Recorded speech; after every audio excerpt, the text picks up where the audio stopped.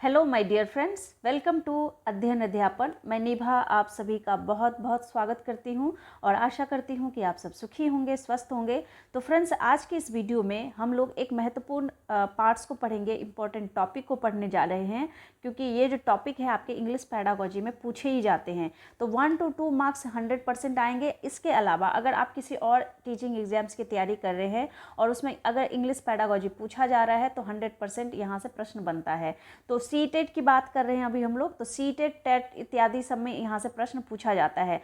तो इस सभी को हम लोग बिल्कुल अच्छे से समझेंगे, एग्जाम्पल के साथ समझेंगे और बहुत ही आसान तरीके से समझेंगे। आप लोगों को 101% ये टॉपिक अच्छे से समझ आ जाएगा और जो आप कंफ्यूज होते हैं क्वेश्चन सॉल्व करने में, वो नहीं होगा। तो चलिए सबसे पहले हम समझते हैं फोनीम को। फोनीम, जिसे हम हिंदी में स्वनिम कहते हैं, इसे मैंने हिंदी में इसलिए रखा है ताकि आप लोगों को और अच्छे से समझ आ जाए। देखिए, जो फोनीम होता है ना, वो ध्वनि की यानी साउंड की सबसे छोटी इकाई होती है। तो इसको हम इंग्लिश में भी देख लेते हैं।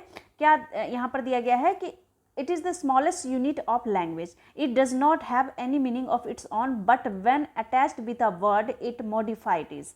Example A, B, C, D, etc. यानी कि जो ध्वनि होती है वो जो फोनीम होती है वो ध्वनि की यानी साउंड की क्या होती है, सबसे छोटी इकाई होती है, छोटी इकाई होती है। और इसका क्या होता है, अपने आप में कोई खास अर्थ नहीं होता है, परंतु अगर हम इस फोनीम यानी स्वनिम को किसी शब्द के साथ लगा देते हैं तो ये उसका अर्थ परिवर्तित कर देते हैं।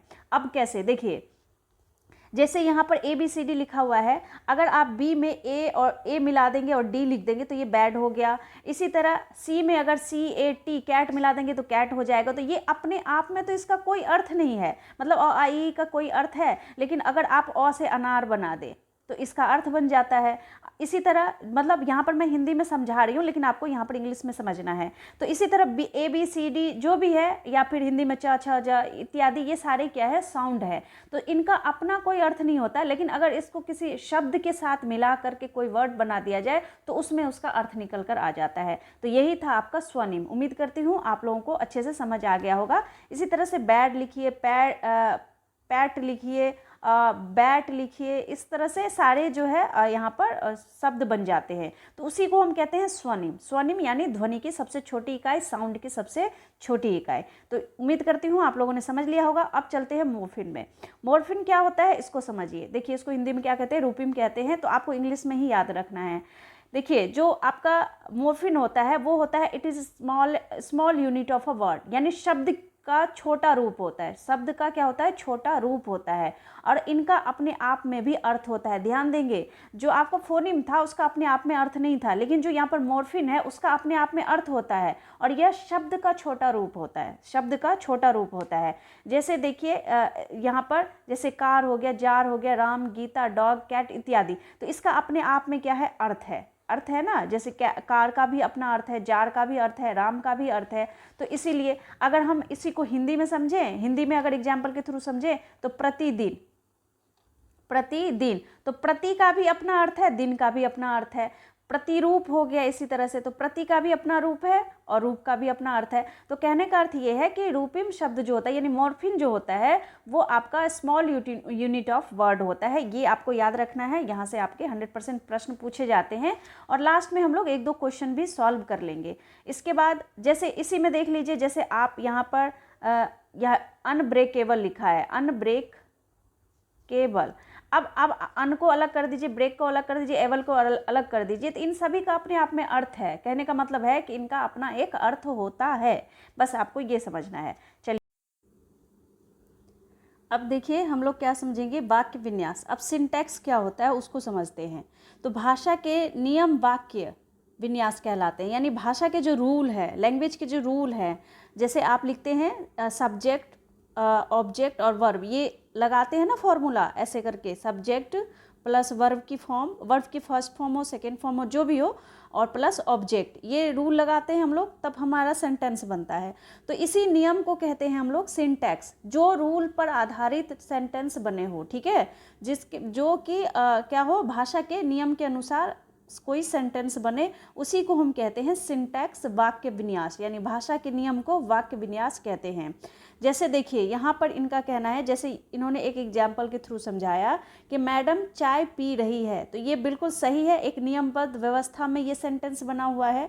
लेकिन अगर इसी सेंटेंस को इस प्रकार से बोला जाए, मैडम पी रही है चाय, तो ये जो है वो नियमबद्ध व्यवस्था में नहीं है। इसीलिए ये जो रूल है, ये रूल के अकॉर्डिंग सेंटेंस नहीं बना हुआ है, इसीलिए ये सेंटेंस गलत हो जाएगा और ये सही हो जाएगा। तो इसको आप लोग इस तरह से समझ सकते हैं, सिंटैक्स इज द ऑर्डर और arrangement of words and sentences phrases to form proper. मतलब सेंटेंस और फ्रेजेस कैसे हो, प्रॉपर फॉर्म में हो, और इनको ही हम क्या कहते हैं, सिंटैक्स कहते हैं। जैसे एग्जाम्पल से इन्होंने समझाया, टीचर इज ड्रिंकिंग टी, तो ये एक सही प्रॉपर फॉर्म में है, इसीलिए इसको हम क्या कहेंगे, सिंटैक्स। तो ये हो गया आपका सिंटैक्स। अब चलिए समझते हैं सिमेंटिक क्या होता है। नेक्स्ट देखिए, नेक्स्ट लिखा है अर्थ विन्यास, यानी जिसे हम सिमेंटिक कहते हैं। सिमेंटिक क्या होता है, जब वाक्य में सभी शब्द अर्थपूर्ण हो तो अर्थ विन्यास कहलाता है। यानी जब कोई हम सेंटेंस बनाते हैं तो उसमें जो हम वर्ड्स यूज करते हैं, शब्द यूज करते हैं, उसका कोई मीनिंग होना चाहिए, यानी अर्थपूर्ण शब्द होना चाहिए। उसी को हम कहते हैं सिमेंटिक, अर्थ विन्यास। Semantic is the study of meaning in a language. जब हम लैंग्वेज में मीनिंग की स्टडी करते हैं, अर्थ की स्टडी करते हैं, तो उसी को हम कहते हैं सिमेंटिक। मान लीजिए यहाँ पर कोई सेंटेंस लिखा होता कि यहाँ पर अगर लिखते हम कि मैडम चाय पीती है, तो वो जो वाक्य है वो अर्थपूर्ण है। मैडम चाय पीती है, अगर हम ऐसे लिखें, मैडम चाय पीती है, तो ये एक अर्थपूर्ण है, ये अर्थपूर्ण है। लेकिन अगर हम यहीं पर पीती की जगह खाती हैं लिख दें, तो अगर हम यहीं पे लिख दें कि मैडम चाय खाती हैं, तो वो क्या होगा, रॉन्ग हो जाएगा। तो इस तरह से यहाँ पर मैडम इज ड्रिंकिंग टी यहाँ पर राइट होगा। लेकिन अगर लिखा होता कि मैडम इज ईटिंग टी, तो वो गलत हो जाता। तो इसीलिए इसको हम लोग क्या कहेंगे, इसी को कहेंगे हम लोग सिमेंटिक, यानी जब वाक्य में सभी शब्द क्या हो, अर्थपूर्ण हो। जब हम लैंग्वेज में मीनिंग की स्टडी करते हैं, उसी को कहते हैं अर्थविन्यास, यानी सिमेंटिक कहते हैं। और चलिए इसके ऊपर जितने भी आपके कुछ इंपॉर्टेंट क्वेश्चन है उसको भी हम लोग सॉल्व कर लेते हैं। देखिए यहाँ पर question, smallest unit of meaning in a language is. तो जो भाषा में अर्थ की सबसे छोटी इकाई होती है, यानी यहाँ पर हम क्या कहेंगे, भाषा में अर्थ की सबसे छोटी इकाई क्या कहलाता है, सिंटैक्स कहलाता है, मॉर्फिम कहलाता है, फोनीम कहलाता है, या प्रोग्मेटिक्स कहलाता है। इसको हम अगर ऐसे समझें तो वाक्य कहलाता है, रूपिम कहलाता है, स्वनिम कहलाता है, या संकेत प्रयोग विज्ञान कहलाता है। तो देखिए हम लोगों ने अभी पढ़ा था, भाषा में अर्थ की सबसे छोटी इकाई हम किसे कहते हैं, किसे कहते हैं हम लोग, बिल्कुल फोनिम को कहते हैं। तो फोनिम यहाँ पर क्या हो जाएगा, सी ऑप्शन राइट हो जाएगा। यहाँ पर स्वनिम, आप हिंदी में आप लोगों को बस ऐसे ही मैंने लिखा है समझने के लिए। तो यहाँ पर अगर हम इसका आंसर देखें तो क्या बोलेंगे, the smallest unit of sound is called phonemes and the smallest unit of meaning is called morpheme. तो मॉर्फिन का भी यहाँ पर मैंने यहाँ पर मेंशन कर दिया। तो मॉर्फिन किसे कहेंगे, unit of meaning, smallest unit of meaning. और यहाँ पर जो फोनिम है वो है स्मॉलेस्ट यूनिट ऑफ साउंड, यानी ध्वनि, ध्वनि की सबसे छोटी इकाई। और यहाँ पर क्या है, मीनिंग, यानी अर्थ की छोटी इकाई। तो यहाँ पर ध्वनि की सबसे छोटी इकाई को स्वनिम यानी फोनिम कहते हैं, और अर्थ की सबसे छोटी इकाई को क्या कहते हैं, मॉर्फिन यानी रूपिम कहते हैं। मॉर्फिन आप याद रखेंगे। नेक्स्ट क्वेश्चन देखिए, question number 2, the sound of the, यहाँ पर PSCHR यानी प फ च इस तरह से जो लिखा रहता है, तो ये ध्वनियाँ हैं। तो ये इसे हम क्या कहेंगे, तो पहला ऑप्शन है मॉर्फिम्स, फिर है ग्रैफिम्स, फिर है लेक्सिम्स, फिर है फोनिम्स। क्या कहेंगे इसको, ने ऊपर पढ़ा था फोनिम्स में कि जो भी साउंड है आपका प फ च सी बी ए इत्यादि जो भी है वो क्या कहलाएगा, वो कहलाएगा फोनिम्स। यानी यहाँ पर क्या हो जाएगा, आंसर फोनिम्स हो जाएगा। ठीक है, फोनिम्स को हम लोगों ने अच्छे से समझ लिया कि ध्वनि की क्या होती है, सबसे छोटी इकाई को हम फोनिम्स कहते हैं। और ये इस तरह से आपके ध्वनि होते हैं, त फ च ध्वनियाँ होती है। तो इस तरह से आपके जो ऑप्शन होंगे वो डी हो जाएंगे, यानी फोनिम्स हो जाएंगे। नेक्स्ट देखिए, देखिए इसमें क्या पूछा जा रहा है, the sentence madam drives a bicycle is. यहाँ पर सेंटेंस दिया गया है मैडम ड्राइव्स अ बाइसिकल। तो ये सेंटेंस सही है, गलत है, क्या है, आपको बताना है। तो देखिए यहाँ पर पहला ऑप्शन है correct syntactically but semantically incorrect. कह रहा है सिंटैक्टिकली तो सही है लेकिन सिमेंटिकली इनकरेक्ट है। फिर है correct semantically but syntactically incorrect. फिर है semantically as well as syntactically correct. ये बोल रहा है कि दोनों ही सही है। Semantically as well as syntactically incorrect. अब बताइए यहाँ पर आप सभी जानते हैं कि जो बाइसिकल होता है वो राइड किया जाता है, आप यहाँ पर राइड यूज़ करेंगे, लेकिन जब किसी 4 व्हीलर की बात आती है तो वहाँ पर हम यूज़ करते हैं ड्राइव।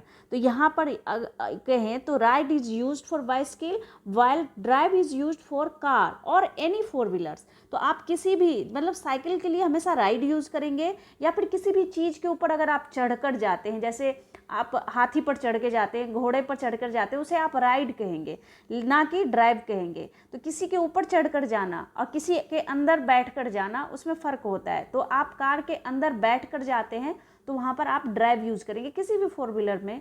और अगर आप किसी चीज़ के ऊपर जैसे स्कूटर हो गया आपका, इन सब पर जब आप बैठ कर जाते हैं उसे हम राइड करना कहते हैं, ठीक है।